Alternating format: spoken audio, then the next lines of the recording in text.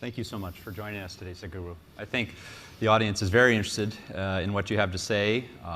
I guess to start, they defined inclusive consciousness. I'd love to hear your thoughts on… They did not define it. They did not. Okay. Well, I was just going to ask you what's missing. So you can start. With all due respect, they spoke about intent, right intent. They spoke about right kind of thoughts, emotions, attitudes, and to some extent actions. There is no consciousness in this.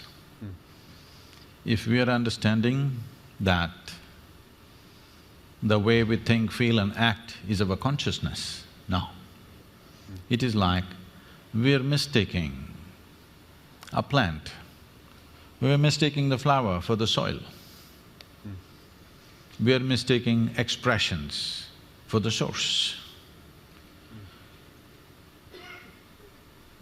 This is something that's happening everywhere, not just here. People think by changing attitudes, their consciousness will change. No. By changing attitudes, certain actions will change.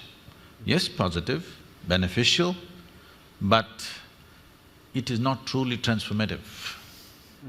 Change will happen, transformation will not happen. If I have to define a distinction between change and transformation, change means the residue of the past will still remain. A transformation means nothing of the past will remain, which is what is needed today if you want to create a new world, if you want a new generation to have a fresh life. It's been expressed in so many ways. Being in this part of the world, what they're familiar with generally, someone said, leave the dead to the dead, it's very significant. This is not coming out of recklessness, this is not coming out of unconcern, but this is coming with the concern that you must be a fresh life. You can learn many things from the past about how to conduct yourself, but there is nothing to learn from the past about how to be. Because you are a complete life by yourself. You don't have to learn how to be a life from the past. Maybe you have to learn how to be a good engineer. Maybe you have to learn how to be something else in the society from the past, but you don't have to learn how to be a life from the past, because past has nothing to do with this. This is a fresh life and this is a complete life. Consciousness is that dimension which is the very source of who we are. Our intentions, our actions, our thoughts and our attitudes are a consequence of that. Or in other words, we are trying to fix the consequence without fixing the source. Now all these distinctions of variety of things that they said, gender discriminations, racial discriminations, every kind, okay? Somebody is a Hindu, somebody is a Muslim, somebody is a Googler, it becomes a religion after some time, believe me. Second generation, they will become a religion by themselves. Yes. I'm saying, you see a football match going on, it's like a religion, two different clubs. They're willing to fight and kill each other. It's just a game. So, where does this come from? See, the nature of being human is this. If you give me 2 minutes. See, there are 4 dimensions of our mind. In modern societies, the nature of our education has constipated our mind in such a way because we are just largely using just one dimension, which we call as the intellect. The other dimensions of mind, if I have to use Indian terminology, it means buddhi, ahankara, manas and chitta. What buddhi means is the intellect. You do what you want. The nature of the intellect is to slice things open and see. If you leave the world in the hands of your intellect will chop it into a million pieces and will want to chop it into further micro pieces and want to chop it into further micro pieces depending upon how sharp your intellect is. The sharper your intellect, the more you dissect the world. You cannot stop it because that is the nature of the intellect and it's good. So you must apply intellect only to know the material aspects of life. You can't know life this way. Jay, if I want to know you, can I dissect you? No.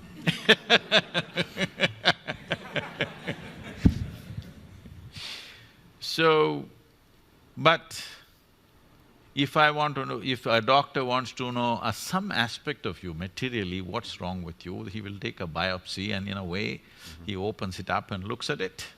It's okay on that level. But I can't know you as a person by dissecting you. I can't know you as a life by dissecting you. I can know a part of your body, maybe.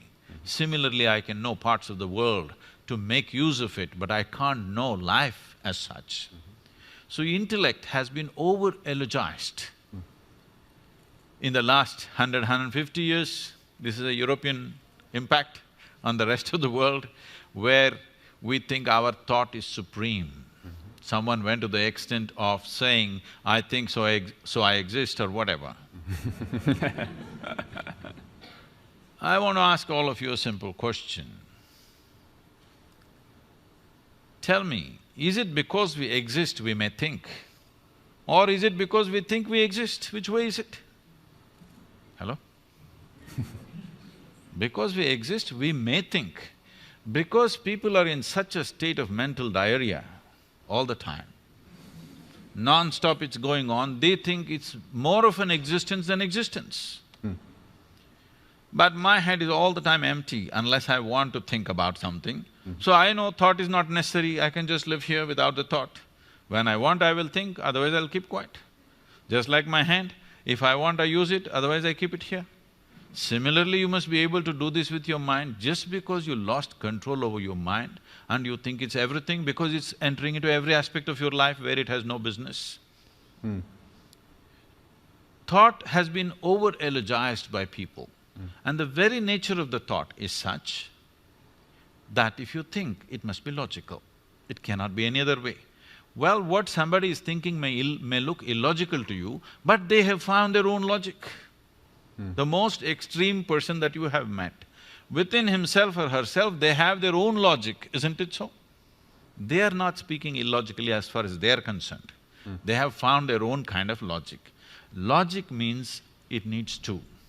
Logic means it needs division. Now, with logically you're trying to arrive at inclusive consciousness, it's not going to happen. Because you're using a knife to stitch, this is not going to work. If you use a knife to cut, it's efficient. You use a knife to stitch things together, you'll only tear it up further. So my thought and your thought, I'm telling you, whatever great meetings you have, conference… I've been to every kind of peace conference on the planet. What happens there? It's just short of war. After some time it heats up, on the second day anyway it's over, they all get drunk in the evening and they go home. If you make them stay there for a week, I'm telling you right there'll be a battle. Yes, it is true. I'm not saying this with any disdain. I made a sincere effort to participate in all these conferences at one time, believing they are going to lead to peace. But 8 years ago, I decided I'll never again go to these events because people are professional conference attendees. They're making a living out of it. It's not about peace. So, the next dimension of intelligence is called as ahankara. Ahankara means identity. This is important, that in modern societies, we have not cultured our children to culture their identity. When I say identity, the fundamental identity for you is always your body. This racial thing that concerns him and concerns all of us, I'm darker than him, you know. I face it all the time, joyfully, but I face it everywhere I go. I have extra features which make me further discriminated.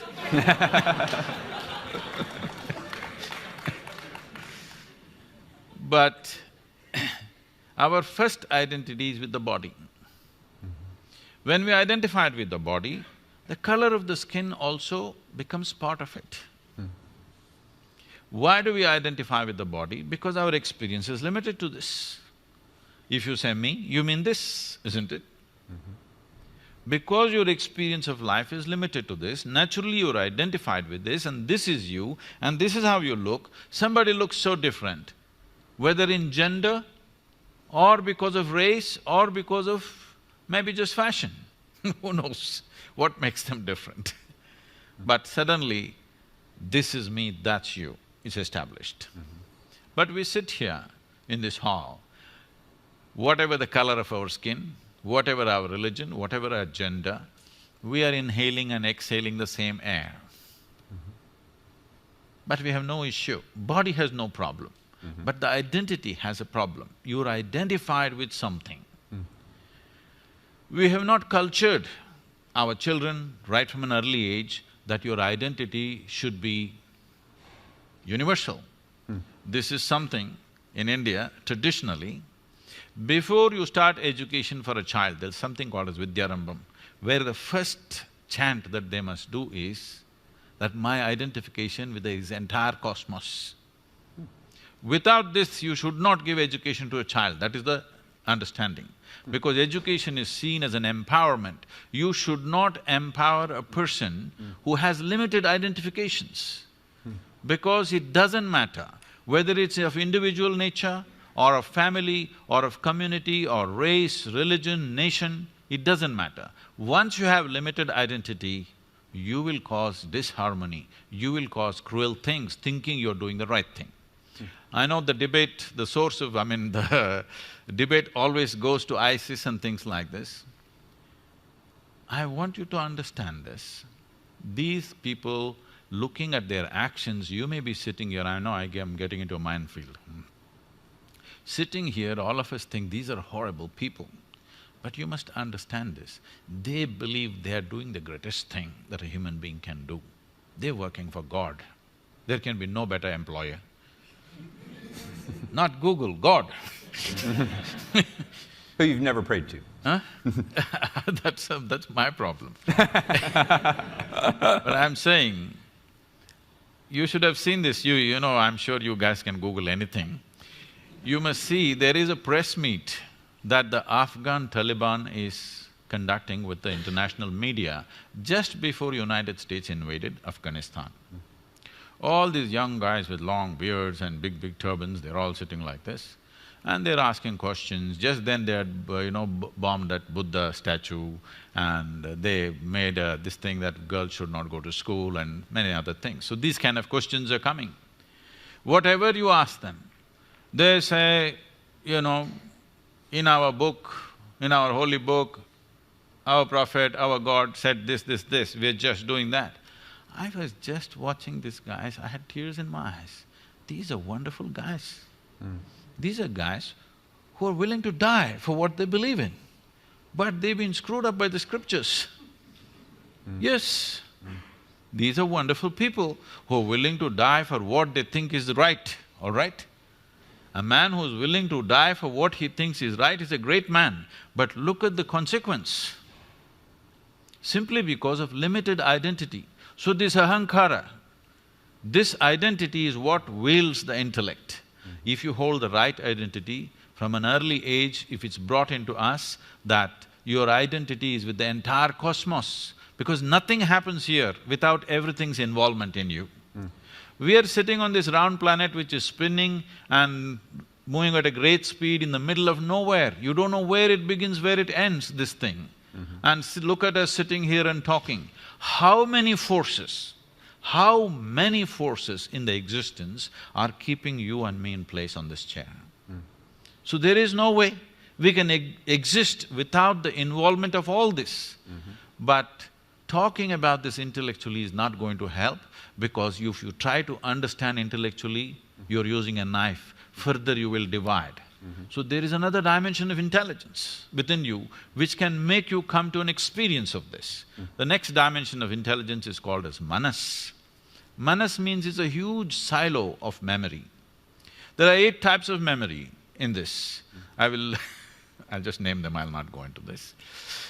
These 8 types of memory are referred to as elemental memory, atomic memory, evolutionary memory, karmic memory, sensory memory, and in the karmic memory there are 2 types. One is called sanchita and prarabdha. There is a bank of memory which determines the very shape and size of your body. There's another one which is right now in play. So 2 dimensions of karmic memory. Inarticulate memory, that there is memory but you can never articulate, but it's finding expression. When you see a chair, you know this is where you should sit, not there. You didn't think about it because there is